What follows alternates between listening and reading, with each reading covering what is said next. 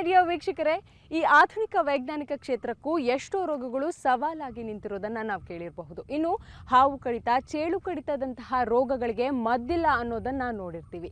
ಇಂತಹ ರೋಗಗಳಿಗೆ ನಮ್ಮ ಪೂರ್ವಿಕರು ಕೆಲವೊಂದಷ್ಟು ಮದ್ದುಗಳನ್ನು ಕಂಡುಹಿಡಿದಿದ್ರು, ಹಾಗೆ ನೈಸರ್ಗಿಕವಾಗಿ ಚಿಕಿತ್ಸೆಯನ್ನು ಕೂಡ ಕೊಡ್ತಾ ಇದ್ರು. ಇಂತಹ ವೈದ್ಯ ಪದ್ಧತಿ ಇಂದಿಗೂ ರೂಢಿಯಲ್ಲಿದೆ ಅನ್ನೋದು ಖುಷಿಯ ಸಂಗತಿ. ಇನ್ನು ಈ ನಾಟಿ ವೈದ್ಯ ಪದ್ಧತಿಯನ್ನು ಉಳಿಸಿ ಬೆಳೆಸುವಂತಹ ಕೆಲಸ ಮಾಡ್ತಿರುವಂತಹ ನಾಟಿ ವೈದ್ಯರನ್ನ ಪರಿಚಯಿಸೋ ಪ್ರಯತ್ನವೇ ದೇಸಿ ಮೆಡಿಸಿನ್. ನಾನು ಪವಿತ್ರ ಜಯಣ್ಣ.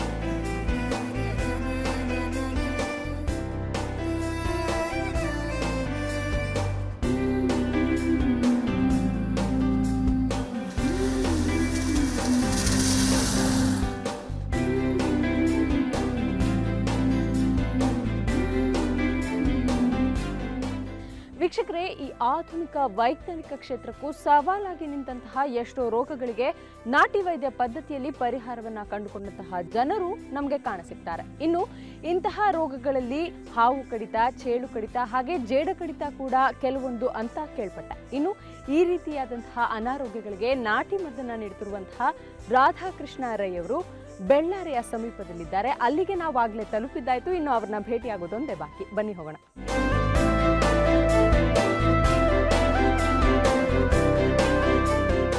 ಅತ್ಯಾಧುನಿಕ ವೈದ್ಯಕೀಯ ಸೌಲಭ್ಯಗಳಿರುವ ಸಿಟಿಗಳಲ್ಲೂ ಹಾವು ಕಡಿತ ಒಂದು ಗಂಭೀರ ಸಮಸ್ಯೆಯಾಗಿದೆ.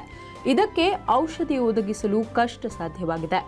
ಇಂತಹ ರೋಗಕ್ಕೆ ದಕ್ಷಿಣ ಕನ್ನಡ ಜಿಲ್ಲೆಯ ಸೂಳ್ಯದ ಹತ್ತಿರವಿರುವ ಬೆಳ್ಳಾರಿಯಲ್ಲಿ ನಾಟಿ ವೈದ್ಯರೊಬ್ಬರು ಗ್ಯಾಂಗ್ರೀನ್, ಹಾವು ಕಡಿತ, ಜೇಡು ಕಡಿತ ಇಂತಹ ರೋಗಗಳಿಗೆ ಮದ್ದನ್ನ ನೀಡಿ ಜನಸೇವೆ ಮಾಡ್ತಿದ್ದಾರೆ. ಬೇರೆ ರಾಜ್ಯಗಳಿಂದ ಮದ್ದಿನ ಗಿಡವನ್ನ ತಂದು ತಮ್ಮ ತೋಟದಲ್ಲಿ ಬೆಳೆಸಿ ಸಂರಕ್ಷಿಸುತ್ತಿರುವ ಈ ನಾಟಿ ವೈದ್ಯರು ರಾಧಾಕೃಷ್ಣ ರೈ.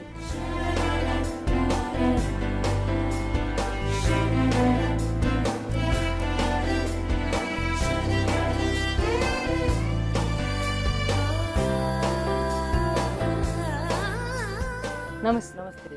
ರಾಧಾಕೃಷ್ಣ ರೈ ಅವರು? ಹೌದು, ಇದೇ ಮನೆ, ನಾನು ಅವರ ಮಗ. ಓಕೆ. ಸೊ ನಿಮ್ಮ ತಂದೆಯವ್ರ ಬಗ್ಗೆ ಬಹಳಷ್ಟು ಕೇಳ್ಪಟ್ಟೆ. ಸೊ ನಿಮ್ಮಿಂದ ಒಂದಷ್ಟು ಮಾಹಿತಿ ಸಿಗ್ಬೋದಾ ನಮಗೆ? ಸಿಗ್ಬೋದು, ಧಾರಾಳವಾಗಿ. ಏನೆಲ್ಲ ರೀತಿಯ ಚಿಕಿತ್ಸೆ ಕೊಡ್ತಾರೆ ಇಲ್ಲಿ ಅಂತ? ಅವರು ಹಾವು ಕಚ್ಚಿದಕ್ಕೆ, ಮತ್ತೆ ಸರ್ಪ ಸುತ್ತು, ಕೆಂಪುಗಳು, ಮತ್ತೆ ಜಾಂಡಿಸ್, ಮತ್ತೆ ಸ್ತ್ರೀಯರ ಕೆಲವು ಬಿಳಿಮುಟ್ಟು, ಹಾಗೆ ಮತ್ತೆ ಕೆಲವು ಮೈಗ್ರೇನ್ ಅಂತದೆಲ್ಲ ಹಲವು ಕಾಯಿಲೆಗಳಿಗೆ, ಸಾಧಾರಣ ಈಗ ಎಲ್ಲ ಹೆಚ್ಚಿನ ಕಾಯಿಲೆಗಳಿಗೆ ಇಲ್ಲಿಗೆ ಬರ್ತಾರೆ. ಇನ್ನು ಸ್ಪೆಷಾಲಿಟಿ ಅಂದ್ರೆ ಅವರೇ ಗಿಡಮೂಲಿಕೆಗಳನ್ನ ಬೆಳೆಸ್ತಾರೆ, ಎಲ್ಲೆಲ್ಲಿಂದನೂ ತಂದು ಬೆಳೆಸ್ತಾ ಇದ್ದಾರೆ ಅಂತ ಕೇಳ್ಪಟ್ಟೆ. ಹೌದು, ಈಗ ಬಾರಿ ಕಡಿಮೆ ಗಿಡಮೂಲಿಕೆಗಳು ಸಿಗುದು, ಸಿಕ್ಕಿದನ್ನು ತಂದು ಬೆಳೆಸ್ತಾ ಇದ್ದಾರೆ. ಅದರಲ್ಲಿ ಬಂದವರಿಗೆ ಮದ್ದು ಕೊಡ್ತಾರೆ. ಸೊ ಅವ್ರು ಸಿಗ್ತಾರ ಭೇಟಿಯಾಗಿ? ಸಿಗ್ತಾರೆ.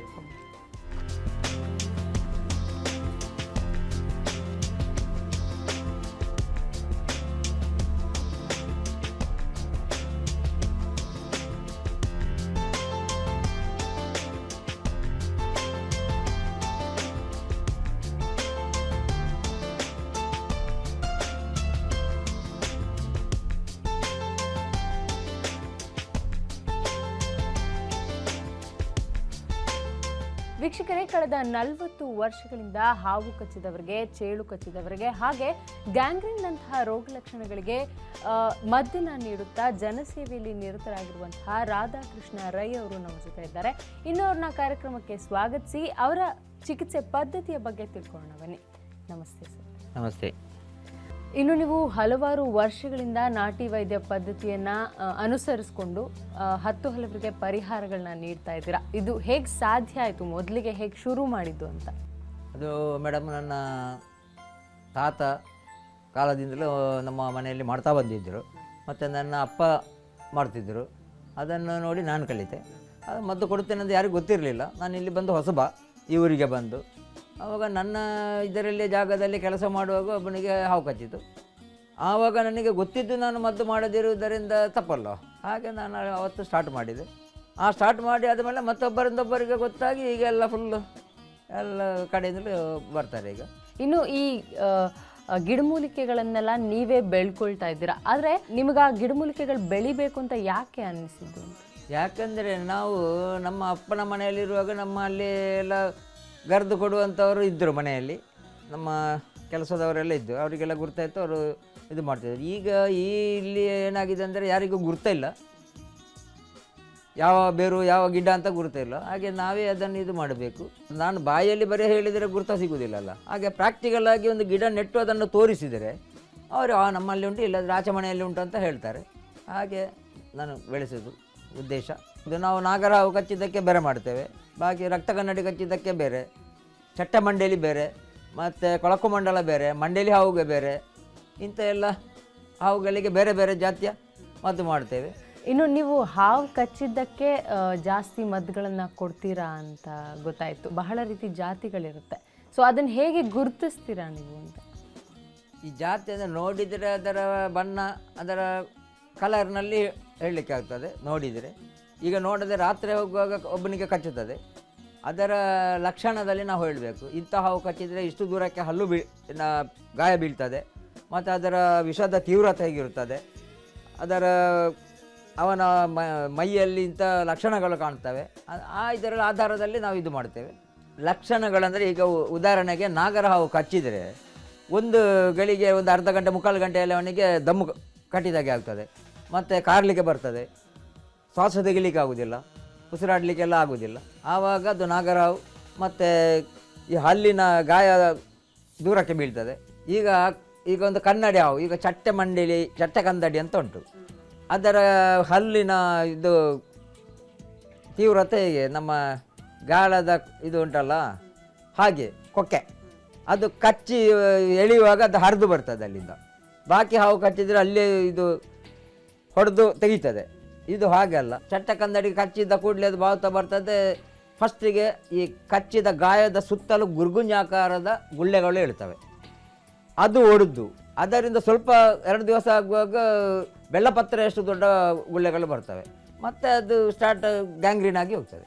ಇನ್ನು ಈ ಕೊಳಕು ಮಂಡಲ ಅಂತ ಹೇಳಿದ್ರೆ, ಕನ್ನಡಿ ಹಾವು ಅಂತ ಹೇಳಿದ್ರೆ, ಯಾವುದಕ್ಕೆ ಯಾವ್ಯಾವ ಮದ್ದುಗಳನ್ನ ಕೊಡ್ತೀರಾ ನೀವು ಅಂತ? ಈಗ ನೋಡಿ, ಈಗ ಚಟ್ಟ ಕಂದಡಿ ಅಂತ ಹೇಳಿ ಅದಕ್ಕೆ ಈಗ ಈಶ್ವರಿ ಬೇರು, ಜಟಮಾಂಸಿ ಇಂಥದ್ದನ್ನು ಹಚ್ಚಿದರೆ ಗುಣ ಆಗ್ತದೆ. ಹಾಗೆ ಮತ್ತೊಂದು ಹಾವಿಗೆ ಬೇರೆ ಬೇರೆ ಇದು.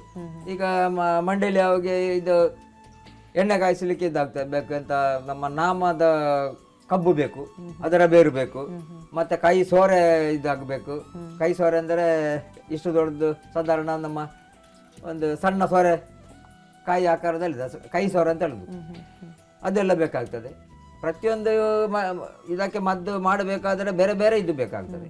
ಸಿಟಿ ಡಾಕ್ಟರ್ಗಳ ಕೈಲೂ ಕೆಲವೊಂದು ಹಾವು ಕಚ್ಚಿರುವಂಥ ಪೇಷಂಟ್ಸ್ಗಳಿಗೆ ಚಿಕಿತ್ಸೆ ಕೊಡೋಕೆ ಆಗೋದಿಲ್ಲ. ಸೊ ಈಗ ಅಲ್ಲೆಲ್ಲೋ ಹೋಗಿ ಚಿಕಿತ್ಸೆ ತಗೊಂಡು ಫಲಕಾರಿ ಆಗದೆ ಇಲ್ಲಿಗೆ ಬರ್ತಾರೆ. ಮತ್ತು ಆ ಟೈಮ್ ಇದೆಯಲ್ಲ, ಅದು ಮೀರಿ ಹೋದಾಗ ಏನೇನು ಅಪಾಯ ಆಗಬಹುದು ಅಂತ? ಟೈಮ್ ಮೀರಿ ಅಂದರೆ ಈಗ ಈ ರಕ್ತ ಕನ್ನಡಿ ಕಚ್ಚಿದರೆ ಟೈಮ್ ಮೀರಿದರೆ ಕಿಡ್ನಿ ಫೈಲ್ ಆಗ್ತದೆ. ಕಿಡ್ನಿ ಫೈಲ್ ಆದರೆ ಯಾರಿಗೂ ಏನು ಮಾಡ್ಲಿಕ್ಕೆ ಆಗುದಿಲ್ಲ, ಡಾಕ್ಟರ್ ಅಲ್ಲ ನನಗೂ ಏನು ಮಾಡ್ಲಿಕ್ಕೆ ಆಗುದಿಲ್ಲ, ಹಾಗೆ ಆಗ್ತದೆ. ಮತ್ತೆ ಈ ಕನ್ನಡಿ ಹಾವುಗಳ ಕಚ್ಚಿದರೆ ಪಕ್ಕ ಏನು ಸಾಯುವುದಿಲ್ಲ, ಅದು ಕೊಳೆಯುತ್ತಾ ನಾರ್ತಾ ಇರ್ತದೆ, ಗುಳ್ಳೆ ಬಂದು ಇದು ಆಗ್ತಾ ಇರ್ತದೆ, ಅದಕ್ಕೆ ಮದ್ದು ಮಾಡ್ಲಿಕ್ಕೆ ಆಗ್ತದೆ. ಇನ್ನು ಹಾವು ಕಡಿತಕ್ಕೆ ಮೊದಲನೇ ಚಿಕಿತ್ಸೆ ಅಂದರೆ ಫಸ್ಟ್ ಏಡ್ ಅಂತ ಏನು ಮಾಡ್ತೀವಿ, ಅದ್ರ ಬಗ್ಗೆ ಬಹಳಷ್ಟು ಮಿಸ್ಕನ್ಸೆಪ್ಷನ್ಸ್ಗಳಿವೆ. ಅಂದರೆ ಹಾವನ್ನ ಹಲ್ಲಲ್ಲಿ ಅಂದರೆ ಹಾವು ಕಚ್ಚಿದ ಭಾಗಕ್ಕೆ ಬಾಯಿ ಹಾಕಿ ವಿಷ ಎಳೆದು ಬಟ್ಟೆ ಕಟ್ಟೋದು, ಅದೆಲ್ಲ ಫಿಲ್ಮಲ್ಲಿ ಸೀರಿಯಲಲ್ಲಿ ತೋರಿಸಿರ್ತಾರೆ. ಸೊ ಅದ್ರ ಬಗ್ಗೆ ನೀವೇನು ಹೇಳ್ತೀರಾ ಅನ್ನೋದನ್ನ ಮಾತಾಡೋಣ. ಅದಕ್ಕೆ ಮುಂಚೆ ಒಂದು ಚಿಕ್ಕ ಬ್ರೇಕ್ ತೊಗೊಂಡು ವಾಪಸ್ ಬರೋಣ. ಓಕೆ ವೀಕ್ಷಕರೇ, ಮತ್ತಷ್ಟು ಮಾತಾಡೋದಿದೆ. ಹಾಗೆ ಹಾವು ಕಡಿತಕ್ಕೆ ಫಸ್ಟ್ ಏಡ್ ಏನೆಲ್ಲ ಮಾಡ್ಕೊಳ್ಬೇಕು ಅನ್ನೋದರ ಕಂಪ್ಲೀಟ್ ಡೀಟೇಲ್ಸ್ ಕೊಡ್ತೀವಿ. ಅದಕ್ಕೂ ಮುಂಚೆ ಒಂದು ಚಿಕ್ಕ ಬ್ರೇಕ್ ತೊಗೊಂಡು ಬೇಗ ವಾಪಸ್ ಬನ್ನಿ. ಬ್ರೇಕ್ನ ನಂತರ ಮತ್ತೊಮ್ಮೆ ದೇಸಿ ಮೆಡಿಸಿನ್ ಕಾರ್ಯಕ್ರಮಕ್ಕೆ ಸ್ವಾಗತ. ಸರ್, ಇನ್ನು ಅದೇ ಇವಾಗ ಹಾವು ಕಚ್ಚಿದ್ರೆ ಮೊದಲನೇ ಚಿಕಿತ್ಸೆ ಅಂತ ಏನೇನು ಮಾಡಬೇಕು, ಏನೇನು ಕ್ರಮ ಕೈಗೊಳ್ಬೇಕು ಅಂತ? ಈಗ ಒಂದು ಹಾವು ಕಡಿದರೆ ಆ ಮನುಷ್ಯ ಏನು ತಿಂದಿದ್ದಾನೆ ಅಂತ ನೋಡಬೇಕು. ಅವ ಬೇಡದಂಥ ಈ ಬಂಗಡ ಮೀನು ಮತ್ತು ಕುಡಿದಿದ್ದರೆ, ಅಂದರೆ ಸರಾಯಿ ಕುಡಿದಿದ್ದರೆ, ಮತ್ತು ನಂಜು ಪದಾರ್ಥ ಏನಾದರೂ ತಿಂದಿದ್ದರೆ ಅವನನ್ನು ವಾಮಿಟ್ ಮಾಡಿಸ್ಬೇಕು. ವಾಮಿಟ್ ಮಾಡಿದ್ರೆ ಬರೇ ವಾಮಿಟ್ ಮಾಡಿಸ್ಲಿಕ್ಕೆ ಆಗೋದಿಲ್ಲ. ಎದುರೋಳಿ ಸೊಪ್ಪು ಅಂತ ಉಂಟು, ಅದು ಕಹಿ, ಅದರ ರಸ ತೆಗೆದು ಕುಡಿಸಿದರೆ ಕೂಡಲೇ ಬರ್ತಾನೆ, ಒಂದು ಮೆಡಿಸನ್. ಸೆಕೆಂಡ್, ಅದು ಅವನಿಗೆ ಸಿಗದಿದ್ದರೆ ಮನೆಯಲ್ಲಿ ನಲ್ಲಿ ನೀರು ಇರ್ತದೆ, ನಲ್ಲಿ ನೀರಿನಲ್ಲಿ ಕೂರಿಸಿ ಅವನಿಗೆ ತಲೆಗೆ ಸರಿ ನೀರು ಬಿಡಬೇಕು, ಚಳಿ ಹಿಡಿಯೋವರೆಗೆ ಬಿಡಬೇಕು. ಅಂದರೆ ಫುಲ್ ಕೂಲ್ ಆಗಬೇಕು. ಆ ಕೂಲ್ ಆಗುವ ವಿಷ ಮೇಲೆ ಹೋಗೋದಿಲ್ಲ, ವಿಷ ಡೌನ್ ಆಗ್ತದೆ. ಆಗಲೇ ಹೇಳಿದೆ ಈ ಮಿಸ್ಕನ್ಸೆಪ್ಷನ್ಸ್ ಇದೆ. ಈ ಒಂದು ಹಾವು ಕಡಿತಕ್ಕೆ ಮೊದಲನೇ ಚಿಕಿತ್ಸೆ ಅಲ್ಲಿ ಆ ಗಾಯದ ಭಾಗಕ್ಕೆ ಬಟ್ಟೆ ಕಟ್ಟೋದಿರ್ಬೋದು, ಇಲ್ಲ ಬೇರೆಯವರು ಆ ಭಾಗಕ್ಕೆ ಹಲ್ಲು ಹಾಕಿ ವಿಷ ಎಳೆಯೋದಿರ್ಬೋದು. ಅದ್ರ ಬಗ್ಗೆ ಏನು ಹೇಳ್ತೀರಾ? ಈಗ ಅದೇನೆಂದರೆ ಒಂದು ನಾಣ್ಣುಡಿ. ಹೇಗೆ ಅಂದರೆ, ಈಗ ಹಾವು ಕಚ್ಚಿದ ಕೂಡಲೇ ಅವ ಕಟ್ಟ ಹಾಕಿ ಅದನ್ನು ಓಪನ್ ಮಾಡಿ ರಕ್ತ ಬಿಡ್ಬೋದು. ಮತ್ತು ಅವ ಬಾಯಿಯಲ್ಲಿ ರಕ್ತ ಎಳೆದು ಇದು ಮಾಡಿದರೆ ಅವನ ಬಾಯಲ್ಲಿ ಹುಣ್ಣು ಏನಾದರೂ ಗಾಯ ಆಗಿದ್ದರೆ ಅವನಿಗೂ ವಿಷ ಇದಾಗ್ತದೆ, ಅವನ ಮೈಗೆ ಹೋಗ್ತದೆ. ಅದು ಅಗತ್ಯ ಇಲ್ಲ. ಖಾಲಿ ಇರುವುದಂದರೆ ಒಂದು ಕೂಡಲೇ ಕಟ್ಟ ಟೈಟ್ ಒಂದು ಬಟ್ಟೆಯಲ್ಲಿ ಏನಾದರೂ ಅಲ್ಲ ಕಟ್ಟ ಹಾಕಿ ಓಪನ್ ಮಾಡಿ ಬಿಡಬೇಕು. ಮತ್ತು ವಾಪಸ್ ಸಡಿಲಿಸಬೇಕು. ಇಲ್ಲದ್ರೆ ಅವನಿಗೆ ನಡಿಲಿಕ್ಕೆ ಬ್ಲಡ್ ಸರ್ಕ್ಯುಲೇಷನ್ ಆಗೋದು ನಿಲ್ತದಲ್ಲ, ಇದು ನಡಿಲಿಕ್ಕೆ ಸಾಧ್ಯ ಅಲ್ಲ ಅವನಿಗೆ, ಅವ ಅದರಲ್ಲಿ ಸತ್ತೋದನು. ಈ ಗ್ಯಾಂಗ್ರೀನ್ ಆಗೋದರ ಕಾರಣ ಏನು? ಅಂದರೆ ಇದು ಡಯಾಬಿಟಿಸ್ ಅವ್ರಿಗೆ ಮಾತ್ರ ಬರುತ್ತೆ ಗ್ಯಾಂಗ್ರೀನ್ ಅನ್ನೋದು ಅಂತ ಹೇಳ್ತಾರೆ. ಇನ್ನು ನೀವು ಹಾವು ಕಚ್ಚಿ ಗ್ಯಾಂಗ್ರೀನ್ ಆಗುತ್ತೆ ಅಂತ ಹೇಳಿದ್ರೆ ಅದು ಆ್ಯಕ್ಚುಲಿ ನನಗೆ ಆಶ್ಚರ್ಯ ಆಯಿತು ಮೊದಲನೇ ಬಾರಿ ನಾ ಕೇಳಿದಾಗ. ನಾನು ಅಂದ್ಕೊಂಡಿದ್ದು ಬರೀ ಡಯಾಬಿಟಿಸ್ ಇರೋರಿಗೆ ಗಾಯ ಆಗುತ್ತೆ, ಅದು ಉಲ್ಬಣ ಆಗಿ ಆನಂತರ ಗ್ಯಾಂಗ್ರೀನ್ ಆಗುತ್ತೆ ಅಂತ. ಅದ್ರ ಬಗ್ಗೆ ಒಂದು ಸ್ವಲ್ಪ ಮಾಹಿತಿ. ಈಗ ಡಯಾಬಿಟಿಸ್ ಇದ್ದವರಿಗೆ ಬ್ಲಡ್ ಸರ್ಕ್ಯುಲೇಷನ್ ಆಗೋದಲ್ಲಿ ಕಡಿಮೆ ಆಗುವಾಗ ಆ ಪಾರ್ಟಿ ಇದಾಗ್ತದೆ, ಅಲ್ಲಿ ಗ್ಯಾಂಗ್ರೀನ್ ಆಗ್ತದೆ. ಅವನಿಗೇನು ತಾಗಿದರೆ ಗುಳ್ಳೆದ್ರು ಅದು ಗ್ಯಾಂಗ್ರೀನ್ ಆಗಿ ಹೋಗ್ತದೆ. ಅದೇ ವೇರಿಯೇಷನ್ ಆಗಿ ಈ ಕನ್ನಡಿ ಹಾವುಗಳು ಕಚ್ಚಿದ್ರು ಹಾಗೆ ಆಗ್ತದೆ. ಆ ಪಾರ್ಟಿಗೆ ರಕ್ತ ಹೋಗುವುದಿಲ್ಲ, ಅಲ್ಲಿ ಗುಳ್ಳೆ ಹೇಳ್ತದೆ, ಅದು ಗ್ಯಾಂಗ್ರೀನ್ ಆಗ್ತದೆ, ಅದು ಕೊಳೆತು ಹೋಗಿ ರೇಷಿಯಲ್ ಆಗಿ ಇದಾಗ್ತದೆ. ಈಗ ಮದ್ದು ಮಾಡೋಕ್ಕಾಗಲ್ಲ ಇಂಥ ಹಾವು ಕಡಿತಕ್ಕೆ ಅಂತ ಯಾವುದಾದ್ರೂ ಇದೆಯಾ? ಒಂದು 2-3 ಜಾತಿ ಹಾವು ಉಂಟು, ಮದ್ದು ಅದಕ್ಕೆ ಮಾಡಲಿಕ್ಕೆ ಆಗೋದಿಲ್ಲ. ಕಿಂಗ್ ಕಾಬ್ರಾ, ಕಾಳಿಂಗ ಮತ್ತು ಕನ್ನಡಿ ಹಾವಿನಲ್ಲಿ ಒಂದು ಕನ್ನಡಿ ಹಾವು ಉಂಟು, ಅದು ನಮ್ಮ ನಾಗರಾವಿನಾಗೆ ಇರೋದು, ಅದಕ್ಕೆ ಹೆಡೆ ಮಾತ್ರ ಇಲ್ಲ. ಆ 3 ಹಾವುಗಳು ಕಚ್ಚಿದರೆ ಅದನ್ನು ಬದುಕಿಸಲಿಕ್ಕೆ ಆಗೋದಿಲ್ಲ. ಇದು ಮೊದಲನೇ ಹಂತದಲ್ಲೇ ಗ್ಯಾಂಗ್ರೀನ್ ಆಗಿದೆ ಅನ್ನೋದನ್ನ ಹೇಗೆ ಕಂಡು ಹಿಡ್ಬೋದು? ಅಂದರೆ ನಮ್ಮ ವೀಕ್ಷಕರಿಗೂ ಒಂದಷ್ಟು ಇನ್ಫಾರ್ಮೇಷನ್ ಗೊತ್ತಾಗಬೇಕಲ್ಲ ಅನ್ನೋ ಕಾರಣ. ಗ್ಯಾಂಗ್ರೀನ್ ಆಗಿದೆ ಅಂತ ನೋಡುವಾಗ ಇದು ಆ ಗುಳ್ಳೆಯಲ್ಲಿ ಇಲ್ಲ ಆ ಭಾಗ ಯಾವ ಗಾಯ ಉಂಟು ಅಲ್ಲಿ ಫುಲ್ಲು ನೀರು ಇಳಿಯುತ್ತದೆ, ರೇಷಿ ಬರ್ತದೆ, ಅಂದರೆ ಕೀವು ತುಂಬಿರ್ತದೆ ಮತ್ತು ನೀರು ಬರ್ತದೆ, ಅದು ಗ್ಯಾಂಗ್ರೀನ್ ಆಗಿದೆ ಅಂತಲೇ ಹೇಳ್ಬೋದು. ಇನ್ನು ಡಯಾಬಿಟಿಸ್ ಅವ್ರಿಗೆ ಇದು ಜಾಸ್ತಿ ಎಫೆಕ್ಟ್ ಮಾಡುತ್ತೆ ಅಷ್ಟೇ, ಇದು ಬರೀ ಡಯಾಬಿಟಿಸ್ ಅವ್ರಿಗೆ ಬರುವಂಥದ್ದಲ್ಲ ಅನ್ನೋದು. ಹೌದು, ಅಲ್ಲ, ಡಯಾಬಿಟಿಸ್ನವರಿಗೆ ಸ್ವಲ್ಪ ಅದು ಬರ್ತದೆ. ಬ್ಲಡ್ ಸರ್ಕ್ಯುಲೇಷನ್ ಆಗುವ ಜಾಗ ಅಲ್ಲಿ ನಿಂತ ಕೂಡಲೇ ಅಲ್ಲಿ ಗುಳ್ಳೆ ಬರ್ತದೆ, ಆ ಗುಳ್ಳೆ ಹೊಡೆದು ಅದು ಮತ್ತೆ ಗ್ಯಾಂಗ್ರೀನಿ, ಅಲ್ಲಿ ಇದು ಗುಣ ಆಗುದಿಲ್ಲ. ಅದು ಇಂಗ್ಲಿಷ್ ಇದು ಯಾವ ಮೆಡಿಸನ್ ಅಲ್ಲಿ ಬಾಕಿ ಗುಣ ಆಗುದಿಲ್ಲ, ಅದು ಆಯುರ್ವೇದವೇ ಆಗ್ಬೇಕು. ಅದೇ ಫುಲ್ಲು ಇದಾಗಬೇಕಷ್ಟೇ. ಆಯುರ್ವೇದ ಅಂದರೆ ಈಗ ಮೆಡಿಸಿನ್ ರೆಡಿ ಮಾಡಿದ್ದು ಆಗುದಿಲ್ಲ, ಸಿದ್ಧ ಔಷಧವೇ ಆಗಬೇಕು. ಅಂದ್ರೆ ನಾಟಿ ಔಷಧ ಅಂದರೆ ಡೈರೆಕ್ಟ್ ಬೇರು, ಕೆತ್ತೆ, ಸೊಪ್ಪು ಇಂಥದ್ದೇ ಆಗಬೇಕು. ಆಸ್ಪತ್ರೆಯಲ್ಲಿ ಗುಣವಾಗದ ರೋಗಿಗಳು ನನ್ನ ಸರ್ವಿಸಿನಲ್ಲಿ ಏನೊಂದು 1000 ಗುಣ ಮಾಡಿದ್ದೇನೆ, ಒಂದೆರಡಲ್ಲ, ಗೊತ್ತಾಯ್ತಲ್ಲ. ಈಗ ಕಾಲನ್ನು ಕಟ್ಟು ಮಾಡಿದವರನ್ನು ಗುಣ ಮಾಡಿದ್ದೇನೆ, ಅರ್ಧ ಕಟ್ಟು ಮಾಡಿದವರನ್ನು ಗುಣ ಮಾಡಿದ್ದೇನೆ, ಎಲ್ಲ ಮಾಡಿದ್ದೇನೆ. ಗ್ಯಾಂಗ್ರೀನ್ ಅಂದರೆ ಬ್ಲಡ್ ಸರ್ಕ್ಯುಲೇಷನ್ ಅಲ್ಲಿ ನಿಂತು ಅದು ಸತ್ತು ಹೋಗಿದೆ ಅಂದರೆ ಗುಣ ಮಾಡಲಿಕ್ಕೆ ಯಾರಿಗೂ ಆಗೋದಿಲ್ಲ. ಅಲ್ಲಿ ಬ್ಲಡ್ ಸರ್ಕ್ಯುಲೇಷನ್ ಆಗಿ ಜೀವ ಬರ್ತದೆ ಅಂತ ಒಂದು ಹಂತ ಇದ್ದರೆ ಅದು ಗುಣ ಮಾಡ್ಬೋದು. ಇನ್ನು ನೀವು ಹೇಳಿದ್ದ ಅಷ್ಟು ಹಾವುಗಳಲ್ಲಿ ಅಂದರೆ ಈ ರೀತಿಯಾದಂತಹ ಪಾಯ್ಸನಸ್ ಹಾವುಗಳು ಕಚ್ಚಿ ಕೂಡ ಕೆಲವೊಬ್ಬರಿಗೆ ವಿಷ ಹತ್ತಿರೋದಿಲ್ಲ. ಅಂದರೆ ಇದು ಹಾವು ವಿಷ ಬಿಡೋದರ ಪ್ರಮಾಣನ ಇಲ್ಲ ಹೇಗದು ಪ್ರೋಸೆಸ್ ಅಂತ? ಅದು ಅನ್ಎಕ್ಸ್ಪೆಕ್ಟೆಡ್ ಆಗಿ ಹೇಗೆ ಅಂದರೆ, ಈಗ ಮೊದಲು ಹಾವು ಅದರ ಆಹಾರವನ್ನು ಕಚ್ಚಿ ತಿಂತದೆ, ಒಂದು ಇಲಿ ಇಲ್ಲ ಕಪ್ಪೆ ಇಂಥದ್ದನ್ನು ಕಚ್ಚಿ ತಿನ್ನುವಾಗ ಅದರ ಬ್ಲ್ಯಾಡರ್ನಲ್ಲಿ ತುಂಬಿರುವಂಥ ವಿಷ ಖಾಲಿಯಾಗಿರ್ತದೆ. ಆ ಟೈಮಿನಲ್ಲಿ ಮತ್ತೊಬ್ಬ ಮನುಷ್ಯನಿಗೆ ಕಚ್ಚಿದರೆ ಅವನಿಗೆ ಅಷ್ಟು ವಿಷ ಪರಿಣಾಮ ಬೀರುವುದಿಲ್ಲ ಅಷ್ಟೇ. ವಿಷ ತುಂಬಿದ ಹೊತ್ತಿನಲ್ಲಿ ಕಚ್ಚಿದರೆ ಯಾವ ಎಂಥ ಇದಕ್ಕೂ ಕಚ್ಚಿದರೂ ಅದು ತಾಗ್ತದೆ ಅಷ್ಟೇ.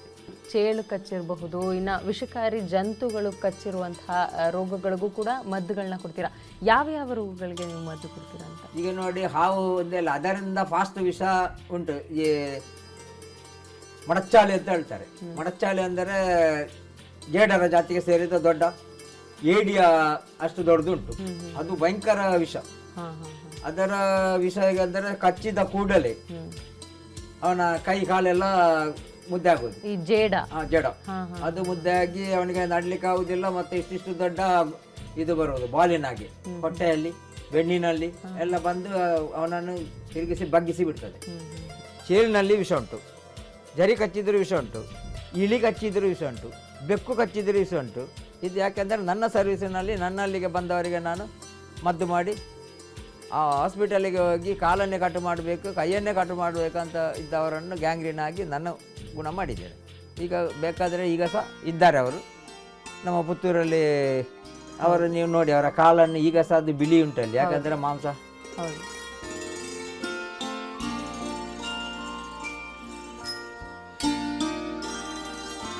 ಅಲ್ಲದು ಗಾಯ ಇತ್ತು, ಗಾಯ ಗುಣ ಆಗಿಲ್ಲ. ಶುಗರ್ ಇದ್ದ ಕಾರಣ ನಾವು ಆಸ್ಪತ್ರೆಯಲ್ಲೆಲ್ಲ ಹೋಗಿ ಮದ್ದು ಮಾಡಿದ್ದೇವೆ. ಇಲ್ಲಿ ನಮಗೆ ಸಮಾಧಾನ ಕಾಣಲಿಲ್ಲ. ಹಾಗೆ ಇಲ್ಲಿ ಬಂದು ಮಾಡುವಾಗ ಸಮಾಧಾನ ಕಂಡಿತು. ರಾಧಾಕೃಷ್ಣ ಇದರಲ್ಲಿ ನಮಗೆ ತುಂಬ ಉಪಕಾರ ಇದೆ.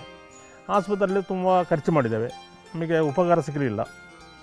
ಅಲ್ಲಿಂದ ಏನು ಮಾಡೋದು, ಇಲ್ಲಿ ಹೋಗೋದು ಎಲ್ಲೋ ಯಾರೋ ಹೇಳಿದ್ರು ಇಲ್ಲಿ ಇವರು ಮಾಡ್ತಾರೆ. ಬಂದ ದಿವಸ ನಮಗೆ 2ನೇ ದಿವಸವೇ ಸುಖ ಅಂತ ಕಂಡಿದೆ. ಅಲ್ಲಿ ಗುಣ ಆಗಲಿಲ್ಲ, ಇಲ್ಲಿ ಗುಣ ಆಗಿದೆ. ಅಷ್ಟು ಉಪಕಾರ ಅಂತ ಹೇಳ್ಬೋದು. ಅದು ಅವರು ಒಂದು ಮದ್ದು ಕೊಡ್ತಾರೆ, ಅದು ಮುಗಿಯುವಾಗ ಬಂದರೆ ಆಯಿತು. ಅವರು ಮದ್ದು ಕೊಡ್ತಾರೆ, ತೋರಿಸಿಕೊಡ್ತಾರೆ, ಸೊಪ್ಪು ಕೊಡ್ತಾರೆ. ಅದನ್ನು ನಾವು ಹಚ್ಚಿ ಅಲ್ಲಿ ಅವರು ಹೇಳಿದಾಗೆ ಅರ್ಧ ಹಾಕ್ಬೋದು. ಕೆಲವೊಬ್ಬರನ್ನ ಮಾತಾಡ್ಸಿದ್ವಿ ಕೂಡ. ಸೊ ಅವ್ರು ಹೇಳಿದ ಹಾಗೆ ನೀವು ಯಾವ ಮದ್ದಿಗೂ ದುಡ್ಡು ಕಾಸಿನ ಅಪೇಕ್ಷೆ ಇಲ್ಲದೆ ಸರ್ವಿಸ್ ಮಾಡ್ತಾ ಇದ್ದೀರಾ ಅಂತ. ಓಕೆ ಸರ್, ನಿಮ್ಮ ಸಮಯವನ್ನು ನಮಗೆ ಕೊಟ್ಟು ನಿಮ್ಮಿಂದ ಬಹಳಷ್ಟು ಮಾಹಿತಿ ಸಿಕ್ತು. Thank you so much. So ಈಗ ನೀವು ಬೆಳೆದಿರುವಂತಹ ಗಿಡಮೂಲಿಕೆಗಳನ್ನು ನೋಡಬಹುದಾ? ಈಗ ನೋಡಿ, ನಾನು ಗಿಡ ಎಷ್ಟು ನೆಟ್ಟಿದ್ದೇನೆ, ಎಷ್ಟು ಇದನ್ನು ಅದನ್ನು ಪರಿಚಯ ಎಲ್ಲ ಮಾಡಿ ಕೊಡ್ತೇನೆ ನಿಮಗೆ. ಮತ್ತು ನಾನು ಯಾವ ಮದ್ದು ಹೇಗೆ ಕೊಡ್ತೇನೆ ಅಂತ ಹೇಳ್ತೇನೆ. ಮತ್ತು ನಾನು ಎಣ್ಣೆ ಕಾಯಿಸುವ ಒಂದು ಕ್ರಮ ನಿಯಮ ಅದನ್ನು ತೋರಿಸಿ ನಿಮಗೆ ಕೊಡ್ತೇನೆ. ನಾನು ಕಲಿತ ವಿದ್ಯೆಯನ್ನು ನೀವು ಆಸಕ್ತಿ ಇದ್ದು ಕೇಳುವುದಾದರೆ ನಾನು ನಿಮಗೆ ಅದನ್ನು ಪರಿಚಯಿಸುತ್ತೇನೆ, ತೋರಿಸ್ತೇನೆ. ಓಕೆ ವೀಕ್ಷಕರೇ, ಇನ್ನು ರಾಧಾಕೃಷ್ಣ ರೈ ಅವರ ಅನುಭವವನ್ನು ಕೇಳಿ ತಿಳ್ಕೊಂಡ್ವಿ. ಈಗ ಅವರು ಬೆಳೆಸಿ ಸಂರಕ್ಷಿಸಿರುವಂತಹ ಕೆಲವೊಂದು ಗಿಡಮೂಲಿಕೆಗಳ ರಹಸ್ಯವನ್ನು ತಿಳ್ಕೊಳ್ಳೋಣ. ಹಾಗೆ ಒಂದು ಮದ್ದನ್ನು ಕೂಡ ತೋರಿಸ್ಕೊಡ್ತಾರೆ. ಅದಕ್ಕೂ ಮುಂಚೆ ಒಂದು ಬ್ರೇಕ್ ತಗೊಂಡು ಬೇಗ ವಾಪಸ್ ಬನ್ನಿ. Welcome back to this medicine after a short break. ವೀಕ್ಷಕರೇ, ಇನ್ನು ರಾಧಾಕೃಷ್ಣ ರೈ ಅವರ ಚಿಕಿತ್ಸೆ ಪದ್ಧತಿಯ ಬಗ್ಗೆ ತಿಳ್ಕೊಂಡ್ವಿ. ಇನ್ನು ಈ ಚಿಕಿತ್ಸೆಗಾಗಿ ಅವರೇ ಗಿಡಮೂಲಿಕೆಗಳನ್ನು ಬೆಳ್ಕೊಳ್ತಾರಂತೆ. ಇನ್ನು ಇದರ ಪರಿಚಯವನ್ನು ಮಾಡಿಕೊಡ್ತಾರೆ, ಬನ್ನಿ ಹೋಗೋಣ.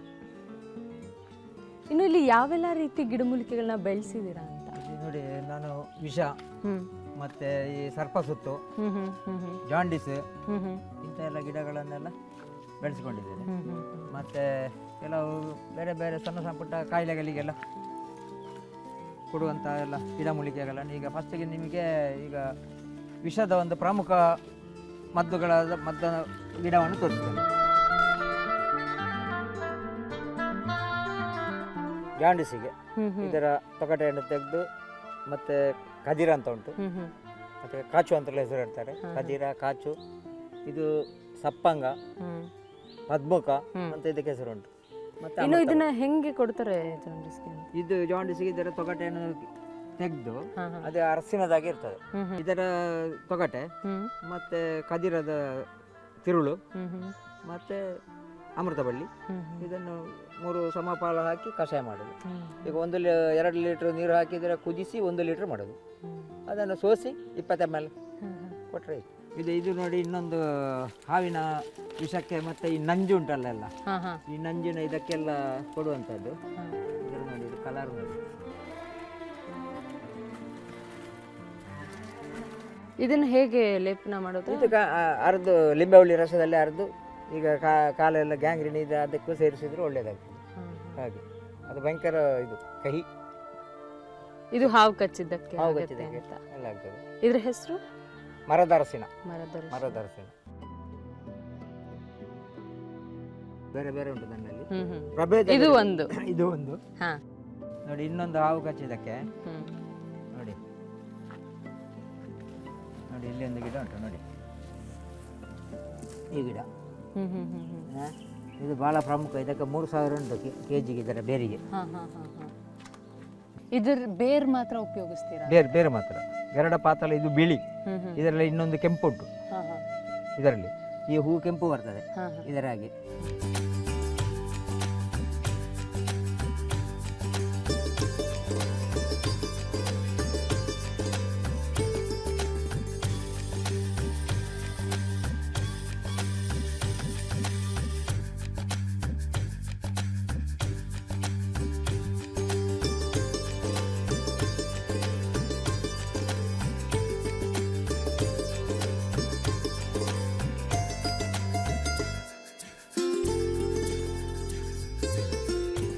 ಇದು ಕುಸುಮ ಕಾಯಿಲೆ, ಇದು ಬಿಳುಪು ಹೋಗುದು ಮತ್ತು ಬ್ಲೀಡಿಂಗ್ ಆಗುದು, ಎಲ್ಲ ಬ್ಲೀಡಿಂಗ್ ಎಷ್ಟು ಹೋಗುದಾದ್ರೂ ಇದರ ಕಷಾಯ ಮಾಡಿ ಕುಡ್ದ ಕೂಡಲೇ ಅರ್ಧ ಗಂಟೆಯಲ್ಲಿ ನಿಲ್ತದೆ.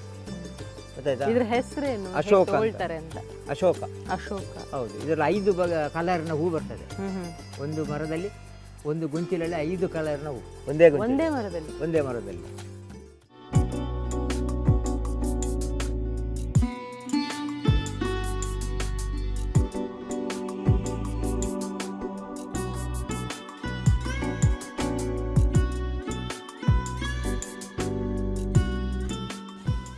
ನಾಗರ ಹಾವು ಕಚ್ಚಿದ್ದಕ್ಕೆ ಇದು ಗಿಡಮೂಲಿಕೆ ಗೊತ್ತಾಯ್ತಲ್ಲ. ಇದಕ್ಕೆ ನಾವು ಇಲ್ಲಿ ತುಳುವಿನಲ್ಲೇ ಇರೋದು ಕಾರ ಗಿಡ ಅಂತ, ಅಷ್ಟು ಪವರ್ಫುಲ್. ಈಗ ಇನ್ನೊಂದು ನೋಡಿ, ಹೂವಲ್ಲಿ ಒಂದು ಗಿಡ ಉಂಟು, ಹೂವಲ್ಲಿ ಕಾಣ್ತದಲ್ಲ, ಅದು ನೋಡಿ ಇದು ಉಂಟಲ್ಲ ಎಂತ, ರಕ್ತ ಕನ್ನಡಿ. ರಕ್ತ ಕನ್ನಡಿ ಅಂದರೆ ಕಚ್ಚಿದ ಕೂಡಲೇ ಬ್ಲಡ್ ಹೋಗೋದು, ಬ್ಲಡ್ ವಾಮಿಟ್ ಆಗೋದು, ಬ್ಲಡ್ ಹೋಗೋದು, ಮಲ ಇದು ಮೂತ್ರದಲ್ಲೆಲ್ಲ ನಿಲ್ಲಲಿಕ್ಕೆ ಇಲ್ಲ, ರೋಮದ ಸೆರೆಯಲ್ಲಿ, ಹಲ್ಲಿನ ಸೆರೆಯಲ್ಲೆಲ್ಲ ಹೋಗುದು. ಅದಕ್ಕೆ ನೋಡಿ ಅದರ ಕೆತ್ತನ್ನು ಒಂದು ತುಂಡು ಜಗ್ದು ನುಂಗಿದರೆ ಆಯಿತು, ಅರ್ಧ ಗಂಟೆಯಲ್ಲಿ ನಿಲ್ತದೆ. ಮತ್ತು ಮೂತ್ರದಲ್ಲೆಲ್ಲ ಹೋಗುವುದನ್ನು ನಿಲ್ಲಿಸಲಿಕ್ಕೆ ಆಗುವುದಿಲ್ಲ. ಅದಕ್ಕೆ ಬೇಕಾಗಿ ಆ ಗಿಡದ ತೊಗಟೆಯನ್ನು ಜಗ್ದು ನುಂಗಿದರೆ ಆಯಿತು. ಈಗ ಬೆಂಕಿ ತಾಗಿ ಬಿಸಿ ನೀರು ಬಿದ್ದು ಎಲ್ಲ ಇದಾಗ್ತದಲ್ಲ, ಗಾಯ ಆಗ್ತದೆ. ಆ ಹೊಕ್ಕಳೆಲ್ಲ ಬಂದದಕ್ಕೆ ಬೆಂಕಿ ತಡೀಲಿಕ್ಕೆ ಆಗುದಿಲ್ಲಲ್ಲ, ಉರಿ ಬರುವುದು. ಅದಕ್ಕೆ ಎಣ್ಣೆ ಕಾಯಿಸಿ ತೋರಿಸಿದ್ದೇನೆಲ್ಲ, ಎಲ್ಲ ಉಂಟು.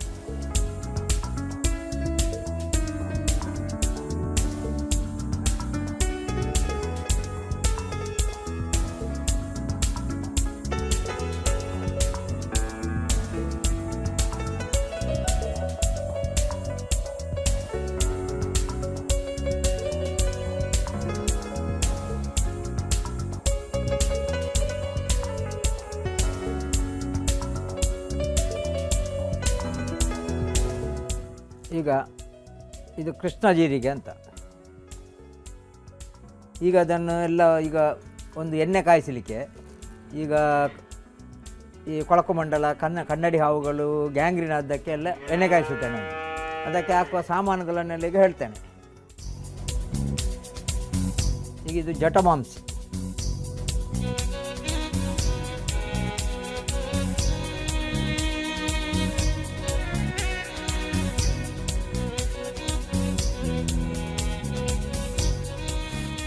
ದೇವದಾರ ನೋಡಿ, ಇದು ಗರಡ ಪಾತಾಳ, ಅದು ಹಾಕಿದರೆ ಸಾಕಲ್ಲ. ಇದು ನೋಡಿ ಕಂಕುಷ್ಟ,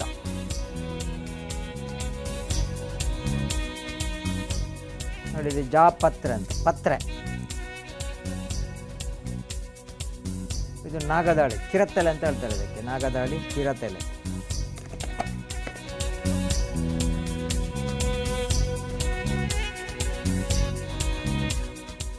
ಈಶ್ವರಿ ಬೇರು ಅಂತ.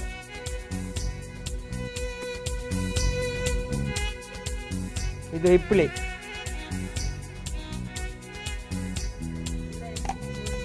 ಮತ್ತು ಇದೆಲ್ಲ ಗ್ರಂಥಿಗೆ ಅಂಗಡಿಯಲ್ಲಿ ಸಿಗ್ತದೆ.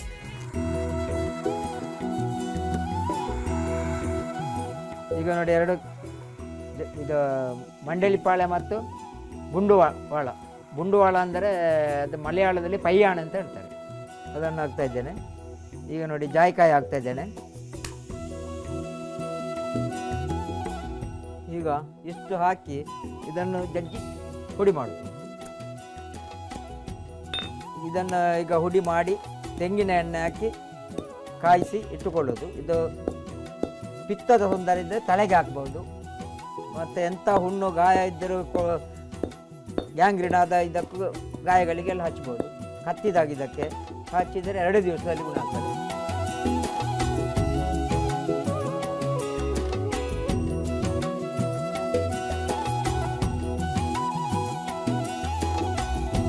ಈಗ ನೋಡಿ ಹುಡಿಯಾಗಿದೆ, ಎಣ್ಣೆ ಕಾಯಿಸಲಿಕ್ಕೆ ಬೇಕಾದಂಥ ಡ್ರೈ ಹುಡಿಯಾಗಿದೆ. ಈಗ ನಾನು ತೆಗೆದು ಇಲ್ಲಿ ಇಡ್ತೇನೆ. ನೋಡಿ ಹುಡಿ ಎಲ್ಲ ಅಂಗಡಿ ಮದ್ದುಗಳು ಹುಡಿ ಆಯಿತು. ಈಗ ಸೊಪ್ಪನ್ನು ಹುಡಿ ಮಾಡ್ತೇನೆ. ಇದು ಮಂಡಳಿಪಾಳೆ ಸೊಪ್ಪು, ಇದು ನೀಲಿ ಸೊಪ್ಪು, ಇದು ಜಾಜಿ ಸೊಪ್ಪು. ಇದನ್ನು ಒಟ್ಟಿಗೆಲ್ಲ ಹಾಕಿ ಗುದ್ದಿ ರಸ ತೆಗೆದು ಎಣ್ಣೆಯೊಂದಿಗೆ ಮಿಕ್ಸ್ ಮಾಡಿ ಕಾಯಿಸೋದು. ನೋಡಿ ಅದನ್ನೆಲ್ಲ ಗುದ್ದಿ ಕೊಟ್ಟಿ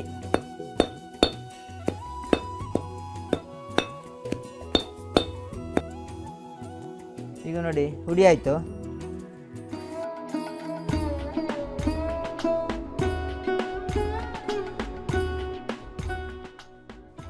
ನೋಡಿ ಎಲ್ಲ ಸಾಮಾನುಗಳೆಲ್ಲ ರೆಡಿ ಆಯಿತು. ಈಗ ಇನ್ನು ಎಣ್ಣೆ ಕಾಯಿಸಲಿಕ್ಕೆ ಶುರು ಮಾಡ್ತೇನೆ. ಫಸ್ಟಿಗೆ ಈಗ ಸೊಪ್ಪು ಹಾಕಿ ಅದು ಪಾಕ ಬರುವವರೆಗೂ ಎಣ್ಣೆ ಹಾಕಿ ಕಾಯಿಸಬೇಕು. ಒಳ್ಳೆ ತಾಜಾ ತೆಂಗಿನೆಣ್ಣೆ ಆಗಬೇಕು.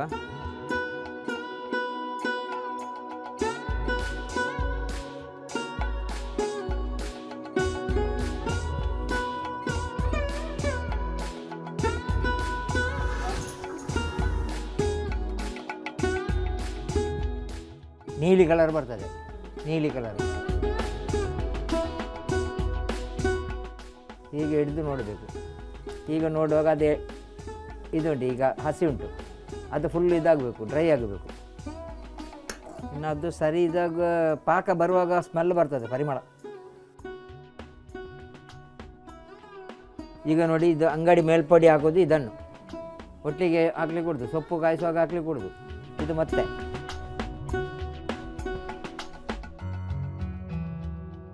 ಅದನ್ನು ಕೆಳಗೆ ಇಟ್ಟು ಅದ ನಂತರ ಪಚ್ಚ ಕರ್ಪೂರ ಹಾಕಿದ ಕೂಡಲೇ ಇದಾಗ್ತದೆ, ಟೆಂಪರ್ ಕಮ್ಮಿ ಆಗ್ತದೆ, ಪಂಪ್ ಆಗ್ತದೆ. ಈಗ ಗಾಯಕ್ಕೆಲ್ಲ ಹಚ್ಚುವಾಗ ಉರಿಲಿಕ್ಕೆ ಕೊಡ್ತಾರೆ ಅದಕ್ಕೆ.